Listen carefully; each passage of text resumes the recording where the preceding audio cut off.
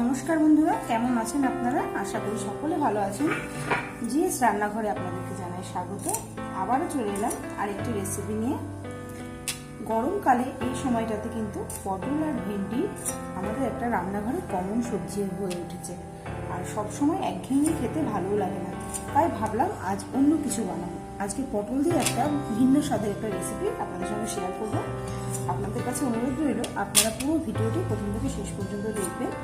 আর আমার চ্যানেলে নতুন বন্ধু হয়ে থাকলে চ্যানেলটি সাবস্ক্রাইব করার অনুরোধ রইল। গোটা পটল খুব ভালো করে ধুয়ে পরিষ্কার করে নিয়েছি। পটলের এই দুদিককার মুখ আমি কেটে ফেলে দিচ্ছি। প্রত্যেকটা পটলের মুখ এইভাবে কেটে বাদ দিয়ে ফেলে দিচ্ছি।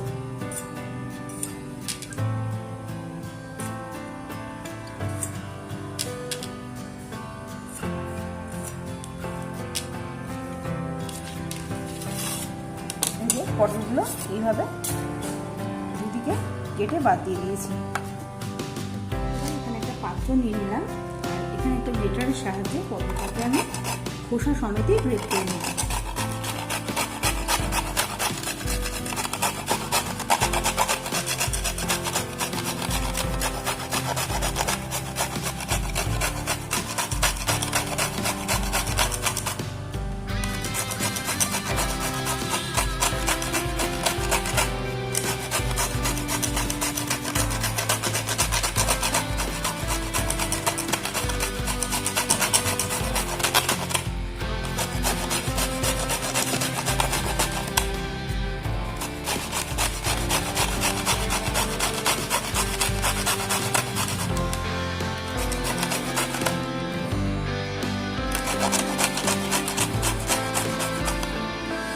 সমস্ত পটল গ্রেট করে নিয়েছি, আর এর মধ্যে কিন্তু এখনই লবণ দেব না। এখনই যদি আমি লবণ দিই, জল ছাড়তে শুরু করে দেব। এখানে আমি মুগ ডাল বাটা দিয়ে দিচ্ছি। আপনারা চাইলে যে কোনো ডাল ভিজিয়ে বেটে এর মধ্যে দিয়ে দিতে পারেন। মুগ ডাল বাটা দিয়ে দিলাম, আর দিয়ে দিচ্ছি বেসন। এবারে ভালো করে মেখে নেব। বাইরে প্রচণ্ড পরিমাণে বৃষ্টি শুরু হয়েছে।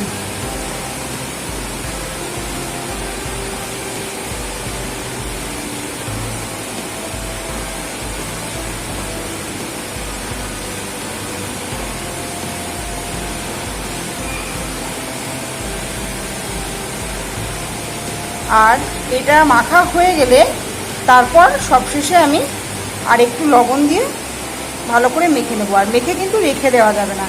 এবারে এখানে দিয়ে দিচ্ছি স্বাদ মতো লবণ। লবণ দিয়ে আবারও একটু ভালো করে মেখে নিচ্ছি। আর মেখে কিন্তু একদমই রাখবেন না, তাহলে কিন্তু একদম পটলের যে জলটা সেটা কিন্তু গলে একদম পাতলা পাতলা হয়ে যাবে। তখন কিন্তু বড়াগুলো ভাজতে অসুবিধা হবে।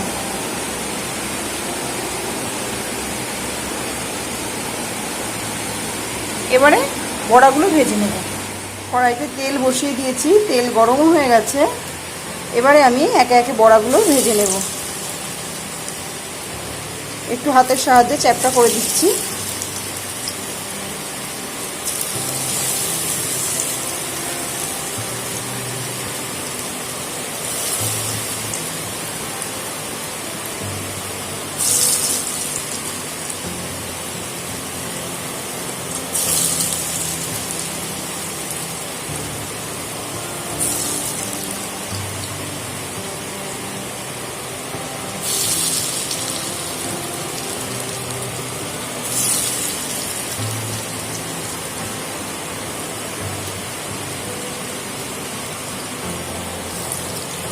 এবারে বড়াগুলো ভেজে নেব। ফিরে এলাম কিছুক্ষণ পর। বড়াগুলোকে খুব ভালো করে উল্টে পাল্টে ভেজে নিয়েছি। এবারে বড়াগুলোকে একটা পাত্রে তুলে নেব। আর বাকি যে পটলের গ্রেট করা পটলটা আছে আর কি, সেটা এই একইভাবে এই বড়াগুলো ভেজে নেব। সমস্ত বড়াগুলো ভেজে নেওয়ার পর আমি আর একটা কড়াই বসিয়ে এর মধ্যে আমি তেল দিয়ে দিয়েছি। ফোড়নে দিয়ে দিয়েছি গোটা জিরে, এলাচ, তেজপাতা আর একটা গোটা শুকনো লঙ্কা। আর এবারে এর মধ্যে দিয়ে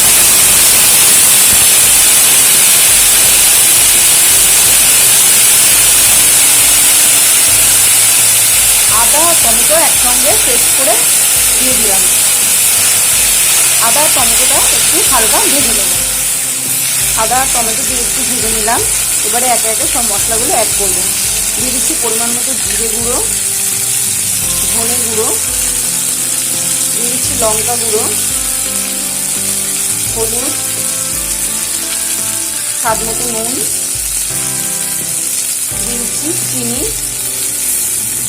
এবারে সমস্ত মশলা একসঙ্গে ভালো করে কষিয়ে নেব আর সামান্য একটু জল দেবো যাতে মশলাটা নিচ থেকে লেগে না যায়।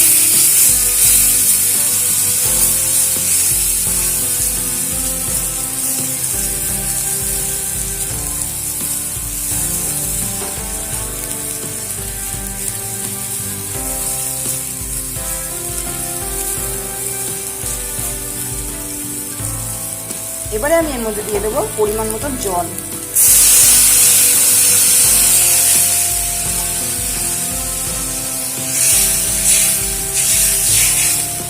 এখানে আরেকটু জল অ্যাড করব।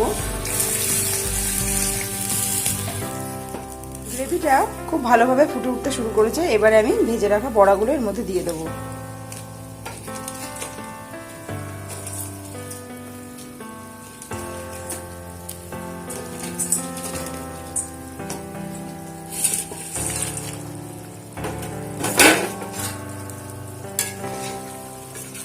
ভালো করে ঝোলের সঙ্গে মিশিয়ে দিচ্ছি।